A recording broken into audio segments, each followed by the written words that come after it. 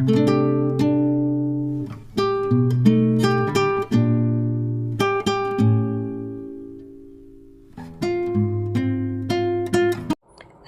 And welcome back everyone. हम लोग इन video lecture series में बीटीएससी डेंटल एग्जाम के सिलेबस को कवर कर रहे हैं और साथ में उसके एमसीक्यू भी सॉल्व कर रहे हैं।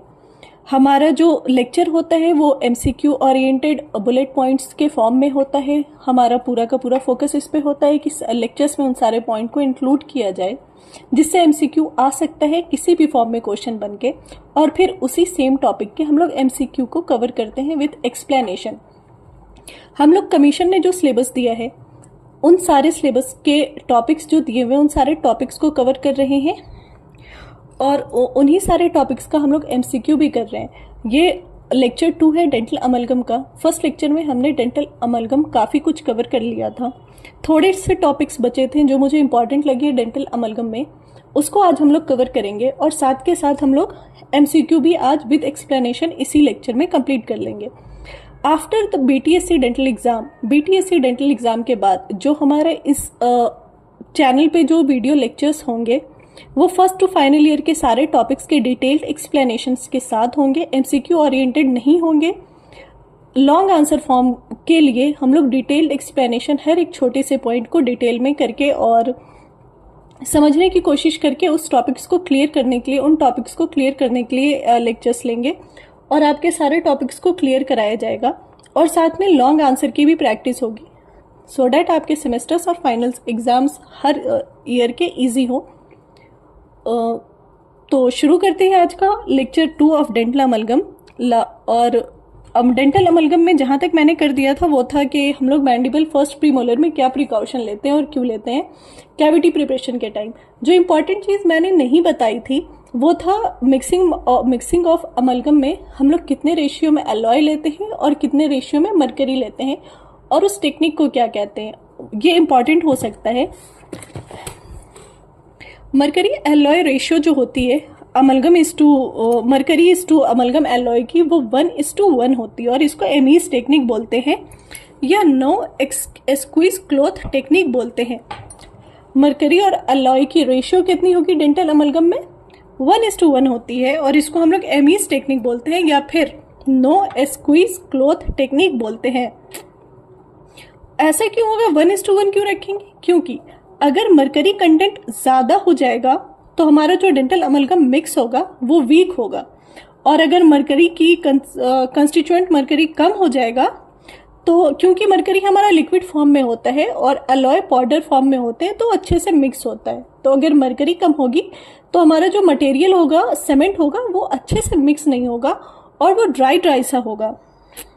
सारे के सारे पार्टिकल्स ठीक से मरकरी में मिक्स नहीं होंगे जिसकी वजह से एक सैंडी सी कंसिस्टेंसी बनेगी हमारे डेंटल सीमेंट की और वो कैविटी प्रिपरेशन में और सीलिंग में बहुत प्रॉब्लमेटिक फेलियर ही होगा एक।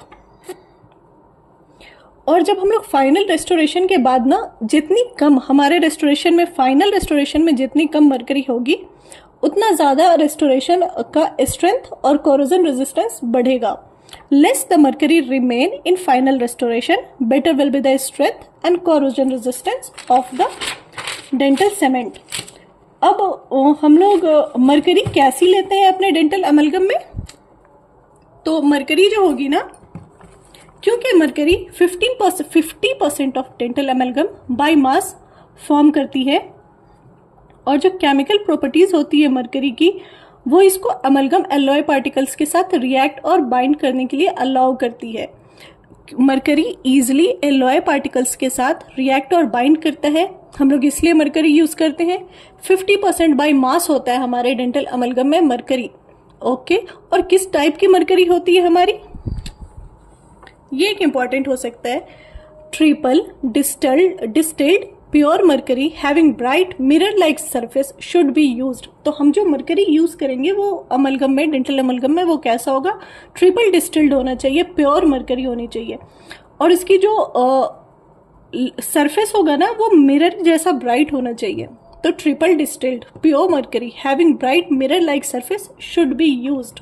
ओके, अब टेक्निक्स में क्या क्या आता है मरकरी में? हम लोग सबसे पहले क्या करते हैं, ट्राइचुरेशन। ट्राइचुरेशन में क्या कर रहे हैं हम लोग, Mixing the amalgam to remove oxide layers from alloy to coat each alloy particles with mercury. Trituration में हम लोग जो अलॉय पार्टिकल्स पाउडर फॉर्म में है उसको मिक्स करते हैं ताकि जो अलॉय पार्टिकल्स के ऊपर ऑक्साइड लेयर है वो रिमूव हो जाए और सारे पार्टिकल्स मरकरी में अच्छे से मिक्स हो जाए और मरकरी की कोटिंग आ जाए सारे पार्टिकल्स पे। और ट्राइचुरेशन के बाद इतनी वेटनेस होनी चाहिए ना, हमारी जो मिक्स होगा डेंटल अमलगम का वो इतना एम्पली वेट होना चाहिए सो डैट वो कैविटी में आराम से अडेप्ट हो पाए। आप आराम से उस मिक्स को उठाओ, कैविटी में डालो और उसके साथ उसको कैविटी में अडेप्ट करवाओ, तो उसकी वेट जो होना चाहिए वो इतना होना चाहिए कि आराम से वो कैविटी में अडेप्ट हो जाए। फ्लोई नहीं होना चाहिए, हार्ड नहीं होना चाहिए, वेट इतना होना चाहिए कि इजी टू क्या कहते हैं, easy to pack in the cavity. अब ट्राइचुरेशन होगा कैसे? तो ट्राइचुरेशन की दो टेक्निक होती है, आइदर बाय हैंड और मैकेनिकली। तो मैकेनिकली हम लोग क्या करते हैं, एक अमलगमेटर होता है, उसमें डेंटल अमलगम जो है उसके कैप्सूल फॉर्म में आते हैं, बीच में एक छोटी सी पतली सी थिन सी एक पार्टीशन की लेयर होती है, एक साइड अलॉय पार्टिकल्स के पाउडर और एक साइड मरकरी होते हैं। अमलगमेटर में उस कैप्सूल को इतना फास्ट रोटेट कराते हैं कि बीच की जो वो थिन लेयर होती है वो टूट जाती है, अलॉय पार्टिकल्स और मरकरी दोनों अच्छे से मिक्स हो जाते हैं और एक अच्छी कंसिस्टेंसी हमें मिल जाती है। हैंड के थ्रू और मैनुअली हम लोग कैसे करते हैं, चेयर साइड में मोटर एंड पैसल में करते हैं। हम लोग उसको अच्छे से अपने हाथ से मोटर एंड पैसल में मिक्स करते हैं मरकरी को और अलॉय पार्टिकल्स को। ट्राइचुरेशन हम लोग क्यों करते हैं, एक वही workable mass amalgam with in minimum time, जल्दी से हमें एक वर्केबल मास मिले डेंटल सीमेंट का। और जब हम उसको ट्राइचुरेट करते हैं, मिक्स करते हैं ना, तो डायरेक्ट कांटेक्ट मरकरी का और अलॉय पार्टिकल्स का होता है और मिक्स करने की वजह से ऑक्साइड लेयर रिमूव होते हैं। As well as alloy particle जो होते हैं उनके पार्टिकल साइज भी छोटे हो जाते हैं और अमलगमेशन आराम से हो पाता है। अब ट्राइचुरेट तो हमने कर दिया, ट्राइचुरेशन में हमारा मिक्स कैसा होना चाहिए, तो जो नॉर्मल ट्राइचुरेटेड मिक्स होगा ना आपका, वो शाइनी मिक्स होगा, प्लास्टिक कंसिस्टेंसी में होगा, एक होमोजीनस मास होगा और कन्वीनियंट टू हैंडल होगा, इजी टू हैंडल होगा। जो आपका डेंटल सीमेंट फाइनली बनेगा वो काफ़ी शाइनी होगा, प्लास्टिक कंसिस्टेंसी में होगा, तो आप इजीली उसको मैनिपुलेट कर पाओ और होमोजीनस मिक्सचर होगा, बहुत स्मूथ मिक्सचर होगा, ऐसे सैंडी सा पार्टिकल सा नहीं होगा वो, और कन्वीनियंट टू हैंडल, आप इजीली उसको यूज़ कर पाओ, कैविटी में मैनिपुलेट कर पाओ। अगर आपने ज़्यादा ट्राइचुरेट कर दिया तो आपका ओवर ट्राइचुरेटेड मिक्स वो कैसा दिखेगा, गर्म होगा, हल्का सा वार्म होगा, शाइनी होगा, but it will be hard due to premature setting of amalgam. जो आपका ओवर ट्राइचुरेटेड होगा मिक्स वो हार्ड हो चुका होगा। अब वो हार्ड हो गया है ना, तो आपको कैविटी में ले जाकर कंडेंस करने में और कैविटी में अडेप्ट कराने में उस मिक्स को बहुत डिफिकल्टी आएगी। अंडर ट्राइचुरेट, अगर आपने कम ट्राइचुरेट किया तो क्या होगा, मिक्स ड्राई सा सैंडी सा होगा, क्रम्बली सा होगा, बिल्कुल ऐसे फैल जाएगा क्रम्बली सा, बहुत वीक और डल अपीयरेंस होगा और इसको भी आप मैनिपुलेट नहीं कर पाओगे। ऐसे क्रम्बल सा, फैला सा, सैंडी सा होगा तो मैनिपुलेट आप इसको अच्छे से कैविटी में नहीं कर पाओगे।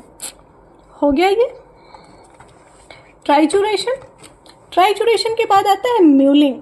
म्यूलिंग क्या होता है, हम लोग क्या करते हैं म्यूलिंग में, एक फ्रेशली मिक्स जो अमलगम होता है उसको कैमोइज स्किन क्लॉथ में बिल्कुल पतले से, बहुत ही स्मूथ से, सिल्की से कपड़े में डालते हैं और उसको हाथ से स्क्वीज करते हैं सो डैट एक्स्ट्रा मरकरी उसमें से रिमूव हो जाए। और ये आपको बेयर हैंड में नहीं, ग्लव्स पहन के करना होता है, मर्क्यूरिक टॉक्सिसिटी या मर्करी कंटामिनेशन से बचने के लिए। Mulling is done by squeezing the freshly mixed amalgam collected in the chamois skin cloth. ठीक है, अपना मिक्स लिया, उस क्लॉथ में डालो और उसको दबा के स्क्वीज कर दिया, तो एक्सेस ऑफ मर्करी निकल गई। ये हो गया हमारा। अब टूथ में हम लोग क्या करते हैं, क्लास 2 कैविटी के लिए मैट्रिक्स बैंड अप्लाई करेंगे। मैट्रिक्स बैंड टूथ के अलोंग कर दिया अप्लाई। उसके बाद इंक्रीमेंटल फॉर्म में थोड़ा थोड़ा मरकरी लेकर कैविटी में डालते हैं जल्दी जल्दी और उसको अडेप्ट करवाते हैं। मरकरी को आपको क्या करना है, कैविटी में थोड़ा ज़्यादा फिल करना है, टूथ के लेयर से थोड़ा ऊपर फिल करना है, सो डैट कार्विंग आपकी इजी हो, ऑक्लूजल फॉर्म इजी हो, आप वहाँ पे मार्जिनल रिजेस, एम्ब्रेशर्स, पिट्स, फिशर्स सब अच्छे से कार्व आउट कर पाए। इसके लिए आपको थोड़ी एक्सेस पैक करना होता है अमलगम को कैविटी में। Then comes condensation of amalgam. Condensation किसको कहते हैं?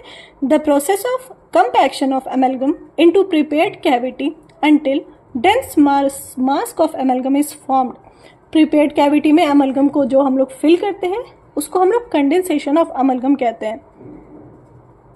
अमलगम का कंडेंसेशन कब करना है? ट्राइचुरेशन के जस्ट बाद, जब आपका मिक्स रेडी हो गया, मिलिंग हो गई, फट से उसको कैविटी में हम लोग कंडेंस कर देते हैं, कैविटी में फिल करते हैं। वही ओवरफिलिंग तक कंडेंसेशन आपको कब तक करते हैं? जब तक कैविटी आपकी ओवरफिल ना हो जाए। बिल्कुल आपको कैविटी को अमलगम ओवरफिल करना है। To reduce residual mercury in amalgam mass bringing excess mercury on the surface of restoration. और क्या करना है इसके बाद? अच्छे से कंडेंस करते हैं और एक्सेस मर्करी जो है वो हमारे रेस्टोरेशन के सरफेस पे आ जाता है। और कंडेंसेशन में क्या होगा? एक्सेस मर्करी जो है वो सरफेस पे आ जाता है और इजिली टू रिमूव, आसानी से हम उसको फिर एक्सेस मर्करी को रिमूव कर पाते हैं। क्यों कर रहे हैं condensation? To reduce residual mercury in amalgam mass by bringing excess mercury on the surface of restoration. और क्यों कंडेंसेशन कर रहे हैं? Adapts the amalgam to cavity walls. Cavity walls में अमलगम को अच्छे से अडेप्ट कराने के लिए। और it reduces the voids in the restoration. जो भी खाली वॉइड्स होगा माइक्रोस्कोपिक, आप अच्छे से कंडेंस करोगे, पैक करोगे, पुश करोगे अमलगम को कैविटी में, तो जो माइक्रोस्कोपिक वॉइड्स होंगे, खाली जगह होंगे, वो भी फिल हो जाएगी। या फिर ओपन आई से या फिर बेयर आई से भी जो वॉइड्स दिखने वाले होंगे, आप अच्छे से कंडेंस करोगे तो वो सील हो जाएंगे। मोस्ट इंपॉर्टेंट है, वॉइड्स या ओपन क्रैक्स रेस्टोरेशन में, किसी भी रेस्टोरेशन में नहीं होना चाहिए। अलॉन्ग विथ अमलगम, अमलगम में भी नहीं, किसी भी रेस्टोरेशन में नहीं। Then comes pre carve burnishing. Burnishing क्यों करते हैं? मार्जिनल इंटीग्रिटी, टूथ की मार्जिन्स और रेस्टोरेशन, इनकी इंटीग्रिटी, इनकी पैकिंग, इनकी सीलिंग को इम्प्रूव करने के लिए। दोनों के बीच की दोस्ती बहुत अच्छी होनी चाहिए, पैकिंग बहुत अच्छी होनी चाहिए इसके लिए। From filling towards tooth surface by gentle and firm strokes. Tooth surface के साइड से हम लोग जेंटल स्ट्रोक से उसको रिमूव करना शुरू करते हैं। उसके बाद प्री कार्व बार्निशिंग में ही हम लोग रेस्टोरेशन के कंटूर्स एंड कर्वेचर्स बनाते हैं। Denser amalgam, thick amalgam margin पे आता है, सील बेटर होगी, brings excess mercury to the surface which can be removed during carving. Pre carve burnishing में भी एक्सेस मर्करी आएगी कैविटी के ऊपर साइड में, और वो फिर बर्निशिंग के टाइम में हम लोग रिमूव कर पाएंगे कार्विंग के टाइम में। Lastly comes carving. कार्विंग क्यों कर रहे हैं? कार्व आउट करते हैं to produce anatomic contour and functional occlusal for restoration. तो आप अमलगम में कार्विंग क्यों करोगे? Anatomic contour and functional occlusion जो आपने रेस्टोरेशन डाला है उसको अचीव करने के लिए उसमें। To remove over and underhangs, जो आपने रेस्टोरेशन डाला है वो थोड़ा बहुत इधर उधर अगर अटक के उसके छोटे छोटे स्पाइक्स निकल गए हों तो उन सबको रिमूव करने के लिए। और मार्जिनल रीच, बहुत अच्छी मार्जिनल रीच बनाने के लिए, एडिकेट मार्जिनल रीच होने के लिए, मार्जिन सील अच्छी करने के लिए। Then comes finishing and polishing. ये याद रखना आप, अमलगम में फिनिशिंग एंड पॉलिशिंग आप कब करते हो? After 24 hours. Finishing and polishing amalgam की नेक्स्ट डे आफ्टर 24 आवर्स हम लोग करते हैं, क्योंकि अमलगम अपनी स्ट्रेंथ फर्स्ट 4 आवर में 30 to 40% he achieve, first hour में 30 to 40% ही अचीव करता है, जबकि मैक्सिमम जो स्ट्रेंथ होती है अमलगम की 24 आवर्स के बाद अचीव होती है। तो हम फिनिशिंग एंड पॉलिशिंग 24 आवर्स के बाद करते हैं। अमलगम पढ़ा और मर्करी टॉक्सिसिटी नहीं पता हो, ऐसा नहीं हो सकता। अमलगम पढ़ा है तो मर्करी टॉक्सिसिटी टॉपिक हमें पता होना ही चाहिए। और कब होगी मर्करी टॉक्सिसिटी, किस अमलगम से सबसे ज़्यादा होगी, लिमिट क्या है, ये सब अभी हम लोग मर्करी टॉक्सिसिटी में जानेंगे। छोटी सी टॉपिक है मर्करी टॉक्सिसिटी, इसको बस ओरली बोल के सुन के याद कर लेंगे। तो मर्करी टॉक्सिसिटी ऐसी है कि मरकरी टॉक्सिसिटी, क्योंकि अमलगम में जो मरकरी है वो उसका मेन कंस्टिट्यूएंट होता है, 50% वो कंस्टिट्यूट करता है। तो मरकरी टॉक्सिसिटी अमलगम के हैंडलिंग और फिलिंग दोनों में, जो हैंडल कर रहे हैं अमलगम को और जिनको रीस्टोर या फिल किया जा रहा है, अगर प्रॉपर ना की जाए तो मरकरी टॉक्सिसिटी हो सकती है। तो मरकरी है ना, वो 3 फॉर्म में एग्जिस्ट करते हैं। पहला फॉर्म है एलिमेंटल मरकरी, पहला फॉर्म है एलिमेंटल मरकरी। ये बहुत ही ज़्यादा वॉलेटाइल होते हैं और लिक्विड या वेपर की फॉर्म में एग्जिस्ट करते हैं। एलिमेंटल मरकरी है ना, वो आइदर इनहेल या एब्जॉर्ब हो सकते हैं लंग में 80%। एलिमेंटल मरकरी लंग में 80% आइदर इनहेल या एब्जॉर्ब हो सकते हैं और जीआईटी में 0.01% होते हैं। और सबसे आसान तरीका जो है वो मरकरी, एलिमेंटल मरकरी का ह्यूमन बॉडी में एंटर करने का, जब आप अमलगम रीस्टोर कर रहे हो, एक्सीडेंटली स्पिलेज हो जाए मरकरी की डेंटल ऑफिस में, जब आप अमलगम रीस्टोर करने के लिए हैंडल कर रहे हो, तो अगर एक्सीडेंटली स्पिल हो गया, गिर गया, छिटक गया मरकरी, तो उस टाइम मरकरी टॉक्सिसिटी होने की एलिमेंटल मरकरी वाली ज़्यादा चांसेस हैं। दूसरा जो मरकरी होता है वो है इनऑर्गेनिक मरकरी। इसको हम लोग ना इनऑर्गेनिक सल्फाइड या और के फॉर्म में ये मेनली हमें मिलता है एंड लिक्विड फॉर्म में एग्जिस्ट करता है। जो इनऑर्गेनिक मरकरी है वो लिक्विड फॉर्म में एग्जिस्ट करता है और ये भी बहुत टॉक्सिक और इरिटेटिंग होता है नेचर में। पोटेंशियली ये बहुत टॉक्सिक और इरिटेटिंग होता है। और जो इनऑर्गेनिक मरकरी है, इसकी भी बॉडी में जो मेन रूट ऑफ एंट्री होती है वो लंग्स होता है। 80% थ्रू लंग्स इंटर होगा बॉडी में। ये थर्ड फॉर्म ऑफ मरकरी जो होता है वो है ऑर्गेनिक मरकरी।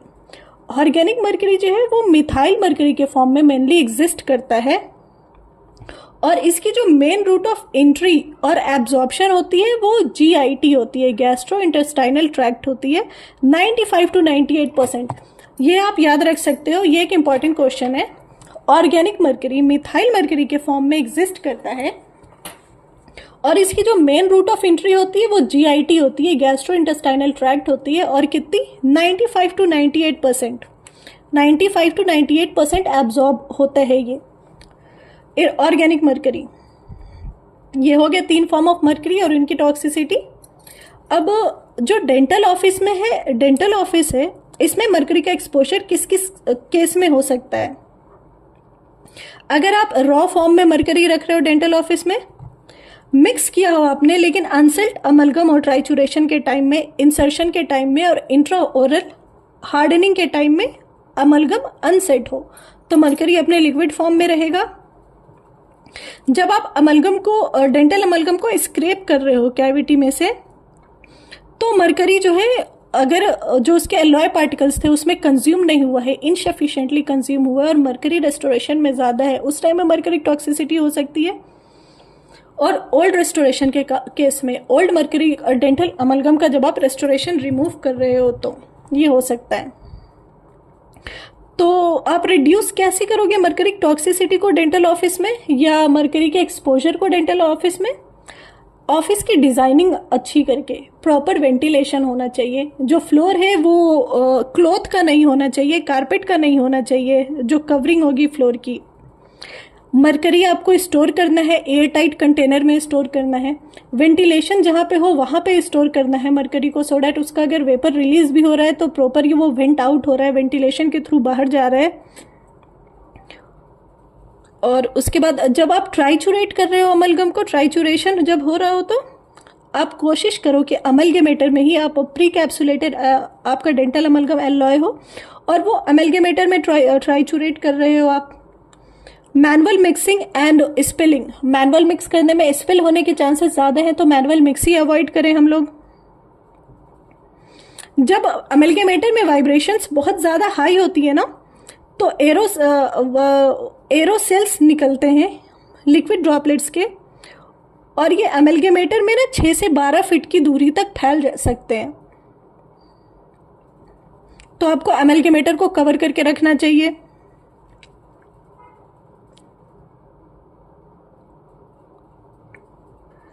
मिक्सिंग के बाद जो अनहार्डेंड मिक्सचर होता है अमलगम का, वो मरकरी वेपर रिलीज करता है एयर में और एयर पॉल्यूशन होगा आपके ऑफिस में, तो प्रॉपर वेंटिलेशन की वजह से वो air in and out flow की वजह से वो जो आपकी पॉल्यूशन होगी, मर्क्यूरिक पॉल्यूशन, वो रिमूव होती रहेगी। एज वेल एज प्रॉपर हमें ग्लव्स, मास्क, आई ग्लासेस, इन सबको यूज़ करना चाहिए। Evacuation system, high evacuation system use करना चाहिए। जब आप उसकी पॉलिशिंग कर रहे हो अमलगम की, तो कूलेंट का यूज़ करो, आप कूलेंट का यूज़ करो। उससे हीट एंड वेपर जो एटमॉस्फेयर में आने चाहिए वो भी डिक्रीज होंगे। डिस्पोजल ऑफ स्क्रैप अमलगम, जो आपने स्क्रैप आउट किया अमलगम को या ओल्ड रेस्टोरेटिव अमलगम आपने निकाला, उसका डिस्पोजल आप कैसे कर रहे हो, कहाँ कर रहे हो, ये बहुत ज़रूरी है। और ये इसमें एक प्रोबेबल क्वेश्चन भी छुपा हुआ है, ठीक है। तो जो आपका स्क्रैप आउट अमलगम है, इसको आप कैसे डिस्पोज करोगे?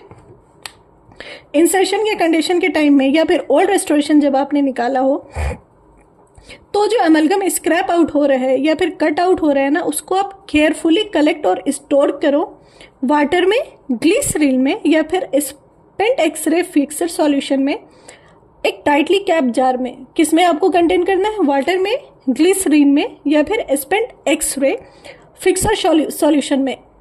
और इसमें सबसे इंपॉर्टेंट क्या है? एक्सरे फिक्सर सॉल्यूशन में स्टोर करना हमारे अमलगम को।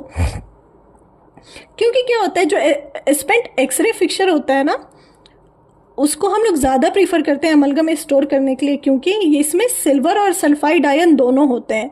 जो एक्सरे फिक्सर सॉल्यूशन है उसमें सिल्वर और सल्फाइड आयन्स दोनों होते हैं, जो कि मरकरी के साथ रिएक्ट करते हैं। जो अमलगम में मरकरी प्रेजेंट है उसके साथ रिएक्ट करते हैं और सॉलिड प्रोडक्ट बना देते हैं। तो इससे क्या हो रहा है? मरकरी वेपर प्रेशर डिक्रीज हो रहा है। तो जो आप वेस्टेड डेंटल अमलगम है उसको स्टोर करने का सबसे बेस्ट सोर्स क्या है? X ray fixer solution. और वो भी क्यों?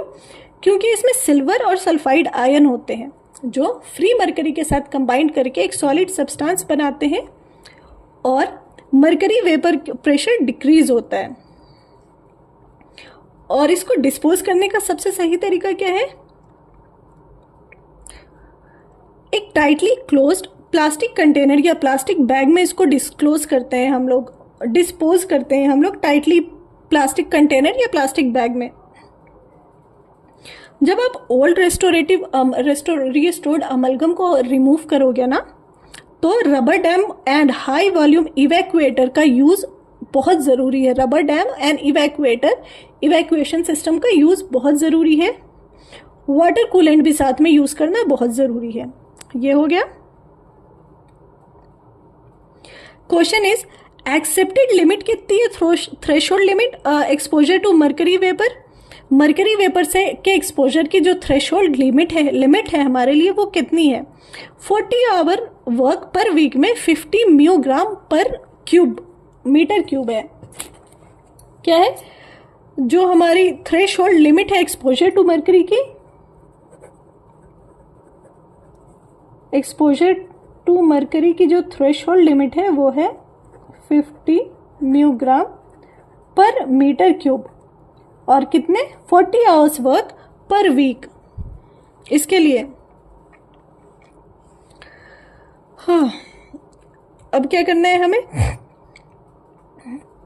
अब एक्यूट टॉक्सिसिटी देखनी है मरकरी की। उसके बाद हमारा मरकरी फिनिश होगा टॉपिक, फिर हमें जल्दी से एमसीक्यू पे जाना है। तो एक्यूट मरकरी टॉक्सिसिटी किसको कहते हैं? जब सडन एक्सपोजर, जब तुरंत ही बहुत जल्दी हाई लेवल ऑफ मरकरी से कोई एक्सपोज हो जाए, तो उसको हम लोग एक्यूट मरकरी पॉइजनिंग या एक्यूट मरकरी टॉक्सिसिटी कहते हैं। और इसमें इमीडिएट सीवियर सिम्टम्स हमें तुरंत ही शो होते हैं। तो क्या वो लेवल है? कितने लेवल पे एक्यूट मरकरी टॉक्सिसिटी बहुत ही सीवियरली शो होगा? 500 to 1000 म्यूग्राम पे सीवियर सिम्टम्स हमें शो होंगे, प्रोनाउंस सिस्टम शो होंगे, सिम्टम्स शो होंगे, जैसे कि किडनी इन्फ्लेम्ड हो जाएगी, ट्रेमर्स होंगे, नर्वस सिस्टम डिस्टर्बेंस होगा और गम्स स्वेल कर जाएंगे एक्यूट मरकरी टॉक्सिसिटी में। ये हो गया हमारा मर्क्यूरिक टॉक्सिसिटी। अच्छा, मास्क है ना हमारा, सिंपल प्लेन मास्क, वो मरकरी वेपर को फिल्टर नहीं कर सकता है। ये आप याद रखना कि क्वेश्चन अगर आ जाए क्या मरकरी वेपर को मास्क फिल्टर कर सकता है, तो mask can not filter mercury vapour. और जब अगर मरकरी कहीं एब्जॉर्ब हो जा रहा है बॉडी में कहीं है तो उसकी हाफ लाइफ कितनी होती है? मरकरी की एवरेज हाफ लाइफ जो होती है वो 55 डेज होती है। 55 डेज में ही वो ब्रेक डाउन होकर बॉडी से एक्सक्रीट होता है। तो एवरेज हाफ लाइफ मरकरी की कितनी होती है? 55 डेज होती है। उसके बाद ही वो बॉडी से एक्सक्रीट आउट होता है ब्रेक डाउन होके। एक और एक्रोडीनिया क्या है? एक्रोडीनिया या पिंक डिजीज, एक्रोडीनिया या पिंक्स डिजीज इन चिल्ड्रेन, ये भी मरकरी एक्सपोजर के कारण होता है, या मरकरी टॉक्सिसिटी या मरकरी एक्सपोजर आप बोल लो, उसके कारण होता है बच्चों में एक्रिडोनिया या पिंक डिजीज इन चिल्ड्रेन। इसमें क्या होता है? बहुत ज्यादा सैलाइवेशन होगी बच्चों में, स्किन पिंकिश डिस्कलरेशन होगी स्किन में, बहुत ज़्यादा प्रोफ्यूज सैलाइवेशन होगी बच्चों में, और म्यूकोजा का अल्सर्स हो जाएंगे म्यूकोजा में, और टिथ की प्री मैच्योर शेडिंग होती है, premature shedding of tooth, ulceration of mucosa, pinkish discoloration of tooth and profuse salivation, ये सब होता है हमारे पिंक डिजीज में या एक्रोडीनिया में। अब अमलगम में 2-3 पॉइंट और हैं। पिन स्टोर्ड अमलगम के बारे में, पिन स्टोर्ड अमलगम के बारे में कि सेल्फ थ्रेडेड पिन होते हैं ना, वो सबसे ज़्यादा रिटेंटिव एंड सीमेंटेड पिन होते हैं। जो सेल्फ थ्रेडेड पिन होते हैं ना वो मोस्ट रिटेंटिव होते हैं, और सीमेंटेड पिन होते हैं ना वो लीस्ट रिटेंटिव पिन होते हैं। Sorry for the glitch, I was little distracted. हम लोग amalgam pin retained amalgam restoration की बात कर रहे थे। तो पिन जो अमलगम के जो पिन होते हैं ना वो 3 टाइप के होते हैं, cemented pin, friction locked pin and self threading pins. तो अब 3 टाइप के पिन है, इसमें से कोई एक तो बेस्ट होता होगा। तो जो सेल्फ थ्रेडिंग पिन होते हैं ना, जो सेल्फ थ्रेडिंग पिन होते हैं ना वो सबसे ज़्यादा रिटेंटिव होते हैं। सेल्फ थ्रेडिंग पिन जो है वो सबसे ज़्यादा रिटेंटिव पिन होते हैं, जबकि जो लीस्ट रिटेंटिव होता है सीमेंटेड पिन जो होता है वो लीस्ट रिटेंटिव पिन होता है। इसके साथ साथ सीमेंटेड पिन में क्या होता है, विथ टाइम ये जो है रेस्टोरेशन में लूज हो जाते हैं, और अगर लूज हो गए ना तो पेशेंट जब भी खाएगा, चिबाएगा, बात करेगा, ये रिंगिंग साउंड प्रोड्यूस करते हैं जो पेशेंट को फील होता है। अब हमने पिन डाला है तो पल्प पे स्ट्रेस तो हमें पता ही है, हर रेस्टोरेशन के साथ पल्प पे स्ट्रेस आता है। तो जो सेल्फ थ्रेडिंग पिन है ना उसमें जो है पल्पल स्ट्रेस जो होता है वो सबसे ज़्यादा होता है। सेल्फ थ्रेडिंग पिन में पल्पल स्ट्रेस सबसे ज़्यादा पड़ता है, और सीमेंटेड पिन्स में जो है वो पल्पल स्ट्रेस सबसे कम पड़ता है। आप ये अपने से अप्लाई करके भी समझ सकते हो। सेल्फ थ्रेडिंग क्या है, स्क्रू लाइक है, हम लोग इसको डेंटिन में खुद से लॉक कराने की कोशिश कर रहे हैं, इसमें पल्पल स्ट्रेस ज़्यादा होता है, जबकि सीमेंटेड पिन जो है वो रेस्टोरेशंस में हम लोग डालते हैं। And which is the most widely used self threading pin? The most widely used self threading pin is threaded mate system. Most widely used self threading pin क्या है? Threaded mate system, TMS। और ऐसा क्यों होता है? क्योंकि इनमें micro leakage बहुत कम होते हैं देन द फ्रिक्शन लॉक्ड और सीमेंटेड पिन। सीमेंटेड पिन या फ्रिक्शन लॉक पिन के कंपैरिजन में सेल्फ थ्रेडिंग पिन में ना माइक्रो लीकेज बहुत कम होते हैं। और बेस्ट वाला कौन सा होता है? TMS, threaded mate system.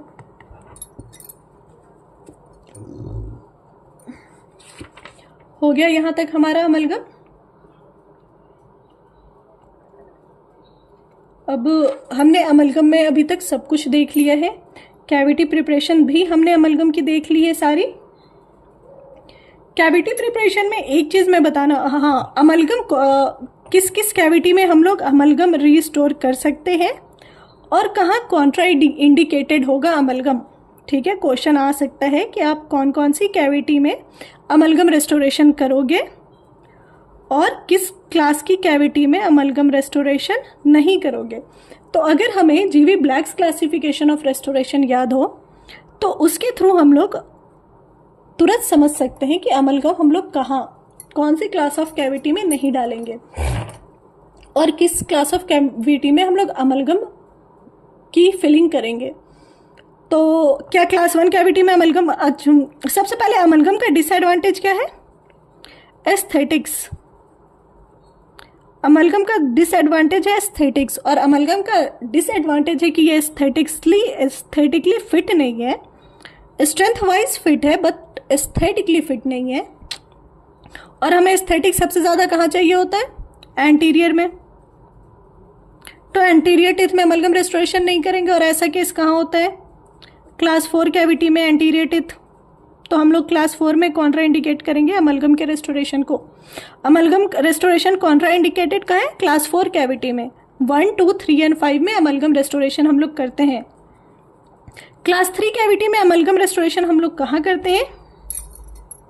Distal surface of canine, distal surface of canine in both maxilla and mandible. तो maxillary and mandibular canine distal surface tooth पे हम लोग क्लास 3 में अमलगम का रेस्टोरेशन करते हैं। ये था हमारा अमलगम का टोटल, सब कुछ बता दिया अमलगम में। इसके बाद जो नेक्स्ट वीडियो लेक्चर होगा हमारा वो MCQ होगा विद एक्सप्लेनेशन। आप उसमें कोशिश करना लेक्चर सुनने के बाद कि आप एक्सप्लेनेशन से पहले खुद से आंसर जो है वो सेलेक्ट कर पाओ सही, और खुद से आंसर दे पाओ।